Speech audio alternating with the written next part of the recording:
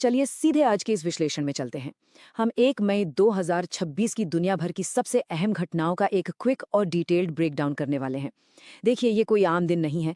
एक ही दिन में अलग-अलग महाद्वीपों पर ऐसी-ऐसी जटिल घटनाएं उभर कर आई हैं, जो सीधे तौर पर हमारी ग्लोबल पॉलिटिक्स को हिलाकर रख देती हैं। तो आइए इन सभी तथ्यों को एक-एक करके समझते हैं, ताकि पूरी पिक्चर बिल्कुल क्लियर हो सके। Okay, let's dive into this. आज के इस विश्लेषण में हम 4 मुख्य एरियाज पर फोकस करेंगे। पहला, अमेरिका और ईरान के बीच बढ़ता डिप्लोमेटिक तनाव।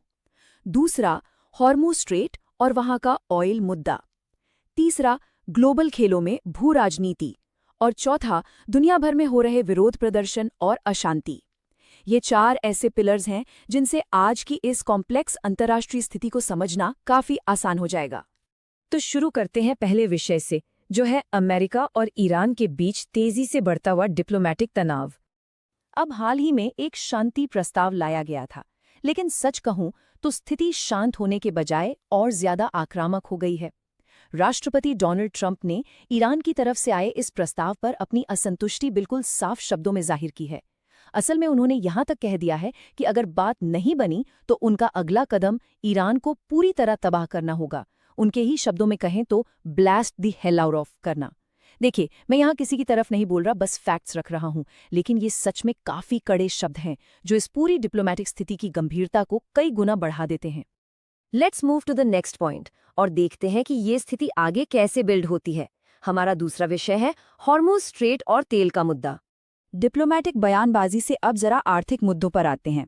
हॉर्मुज़ जल डमरू मध्य, ये जगह दुनिया के तेल व्यापार के लिए एक मैसिव चोक पॉइंट है। एक तरह से कहें तो इंटरनेशनल ट्रेड की गर्दन है। यहाँ अमेरिका द्वारा नाकेबंदी की जा रही है। लेकिन यहाँ जो सबसे चौंकाने वाली बात सामने आई है, वो फिर से राष्ट्रपति ट्रंप का एक बयान है। उन्होंने ईरान का तेल जब्त करने वाले अपने ही सैन्य अभियान की तुलना समुद्री लुटेरों यानी पायरेट्स से कर दी है।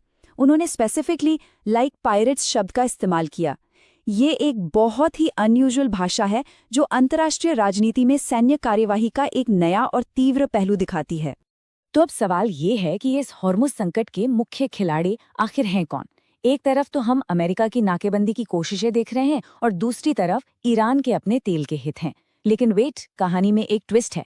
ये सिर्फ इन 2 देशों तक सीमित नहीं है।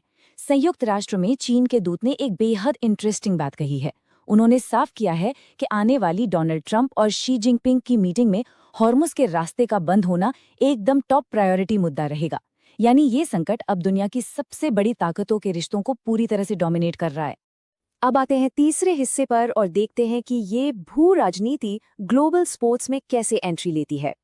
और ये चीज ब्रिलियंटली इलिस्ट्रेट करती है कि कैसे खेलों के मैदान भी इन्हीं ग्लोबल टकरावों का हिस्सा बन जाते हैं। हम अक्सर सोचते हैं कि खेल लोगों को जोड़ते हैं, राइट? लेकिन इन 2 बिल्कुल अलग खबरों को देखिए। एक तरफ एक पैलेस्टीनियन फुटबॉल बॉस ने फीफा के एक इवेंट में इजरायली प्रतिनिधि से हाथ मिलाने से साफ इनकार कर दिया, बिल्कुल ओपनली। और ठीक उसी वक्त दूसरी तरफ देखिए, इन सभी डिप्लोमेटिक तनावों के बावजूद डोनाल्ड ट्रंप ने फीफा के उस फैसले का खुलकर समर्थन किया है जिसमें ईरान को अमेरिका में आयोजित होने वाले वर्ल्ड कप में खेलने की अनुमति दी गई है ना अजीब? एक ही दिन में खेल विरोध का भी प्रतीक बन रहे हैं और आश्चर्यजनक सहयोग का भी। It's really fascinating. आइए अब बढ़ते हैं आखिरी हिस्से की तरफ। चौथा टॉपिक है विरोध और वैश्विक अशांति। इन सभी टॉप लेवल डिप्लोमेटिक किस्से कहानियों के अलावा आइए जमीन पर देखते हैं क्या हो रहा है। दुनिया भर में एक ही दिन में कितनी बेचैनी और पर्यावरण संकट सामने आ रहे हैं। एक क्विक रिकैप करते हैं। वॉशिंगटन में एक व्यक्ति एक ब्रिज के ऊपर चढ़कर ईरान युद्ध के खिलाफ प्रदर्शन कर रहा है। ठीक उसी समय विश्व के दूसरे हिस्से में टर्की में मे डे रैली में इतना भारी हंगामा हुआ कि पुलिस को आंसू गैस छोड़नी पड़ी और सैकड़ों लोग गिरफ्तार हुए। और अगर ये काफी नहीं था तो इटली के टस्कनी में अग्निशमन दल भयंकर जंगल की आग से जूझ रहे हैं।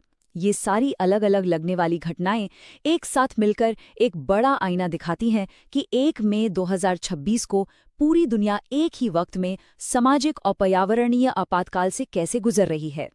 तो सब कुछ एनालाइज करने के बाद हमारे पास एक सबसे बड़ा सवाल बचता है।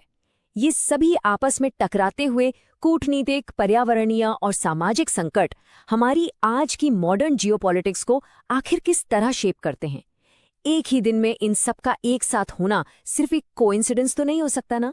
इसका सीधा सा मतलब है कि ग्लोबल इवेंट्स एक दूसरे से बहुत गहराई से जुड़े हुए हैं। इनका आने वाले समय में दुनिया भर की शांति और इकोनॉमीज पर क्या असर पड़ेगा, ये सच में ट्रैक करने लायक होगा। इस विश्लेषण के सफर में साथ जुड़े रहने के लिए बहुत बहुत शुक्रिया।